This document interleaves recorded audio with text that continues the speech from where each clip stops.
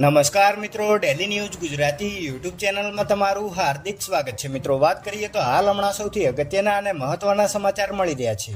મિત્રો, ભારતના રાજ્ય બિહારમાંથી ખૂબ જ મોટા દુઃખદ સમાચાર સામે આવી રહ્યા છે। બિહારના અનેક જિલ્લાઓમાં ભારે વરસાદ પડી રહ્યો છે। છેલ્લા 24 કલાકમાં 12 જિલ્લામાં વીજળી પડવાથી 21 લોકોના મોત થયા છે। રાજ્યની નદીઓમાં પૂર આવ્યું છે। ભાગલપુરમાં ગંગામાં પૂર જેવી સ્થિતિ છે અને ઘરો નદીમાં ડૂબી ગયા છે। કેટલાક લોકો તેમના ઘર છોડવા મજબૂર થયા છે। બીજી તરફ ઉત્તર પ્રદેશમાં નેપાળની સરહદે આવેલા જિલ્લાઓમાં પૂર જેવી સ્થિતિ છે। પીલીભીત, લખીમપુર ખેરી, બહરાઇચ, શ્રીવસ્તી, બલરામપુર, સિદ્ધાર્થનગર, મહારાજગંજના લગભગ 800 ગામ સતત ત્રીજા દિવસે પૂરની ચપેટમાં છે। શાહજહાંપુરમાં દિલ્હી લખનઉ હાઈવે સતત બીજા દિવસે બંધ છે। બલરામપુરની પ્રાથમિક સ્કૂલમાં 3 ફૂટ સુધી પાણી ભરાઈ ગયા છે। બિહારના ભાગલપુરમાં કોસીમાં પૂર જેવી સ્થિતિ છે। છેલ્લા 24 કલાકમાં વીજળી પડવાથી મધુબનીમાં 6, ઔરંગાબાદમાં 4 અને પટનામાં 2 લોકોના મોત થયા છે। તેમજ રોહતાસ, ભોજપુર, જહાનાબાદ, સારણ, કૈમૂર, ગોપાલગંજ, લખીસરાય, માધેપુર અને સુપોલમાં એક વ્યક્તિના મોત થયા છે।